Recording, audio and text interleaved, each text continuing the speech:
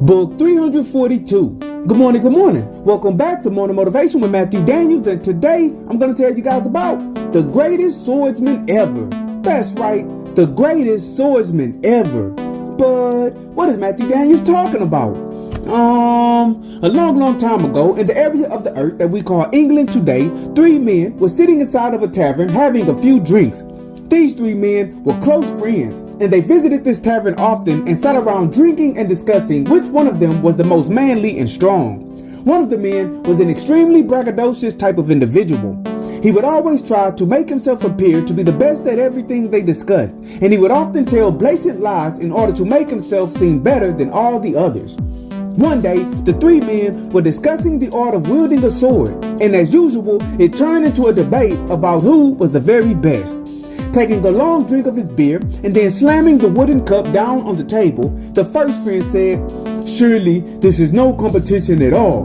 During the Battle of Ridge Point, I single-handedly cut down 50 men with my sword, and I even chopped off a man's arm with a single strike." The second friend took a long drink of his beer, slammed the wooden cup down on the table, wiped off his mouth with the back of his hand, and said, "That's nothing. During the Battle of Monmouth, I single-handedly cut down 100 men with my sword, and I even chopped off a man's head with a single strike." The third friend, who just so happened to be the braggadocious one, took a long drink of his beer, slammed the wooden cup down on the table, and said, "Neither of you are a better swordsman than me. During the Battle of Clinger Rock, I single-handedly cut down 200 men, and I even chopped 12 men in half at the waist with a single strike each time." As they continued to discuss the matter, a man, who was one of my ancestors no less, who had been listening to them talk, approached their table and told them that he worked directly for a rich man who had need of the greatest swordsman in the land to complete an impossible task for him. He told the third friend that the rich man would pay top dollar for the services of one who could defeat 200 men single-handedly. The third friend agreed to take the job without hearing what it was first, and he left the tavern with the man to complete the job and collect his riches. The man said that the rich man's daughter had been kidnapped and only the most skilled swordsman could rescue her. The third friend was then given armor and a well-made sword, and he was taken to a cave where the young girl was being held. Feeling confident in his abilities, even though he lied about his credentials, the swordsman entered the cave with his shield in one hand and his sword in the other.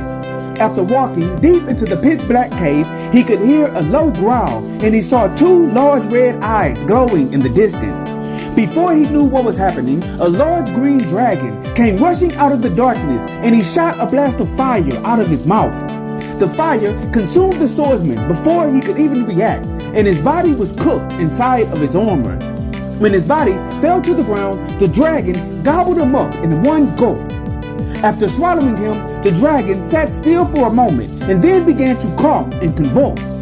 As it turned out, the braggadocious friend's armor was laced with a deadly poison, and the dragon's insides were being ravaged by it. In less than 5 minutes, the dragon fell over dead, and the man, who worked for the rich man, calmly walked inside of the cave and rescued the young girl that was held captive. He then delivered her to her father and collected the massive reward. And so, the morning motivation of today is the greatest swordsman ever. The man who always lies about his accomplishments and his abilities is a man who will often find himself in situations that he is not prepared for. It is better to be honest about your strengths and weaknesses. That way, there will never be unrealistic expectations placed upon you that can lead you to be embarrassed, harmed, or even killed. I understand the desire to present yourself in a certain light, but be sure that light is the light of truth and not falsehood. And as you go about your day, always strive to do that which is good. And remember, you are awesome, you are amazing, you are wonderful, and you are great. And you are going to change the world. I just hope I'm still alive to see it, family. I'm out. Good morning.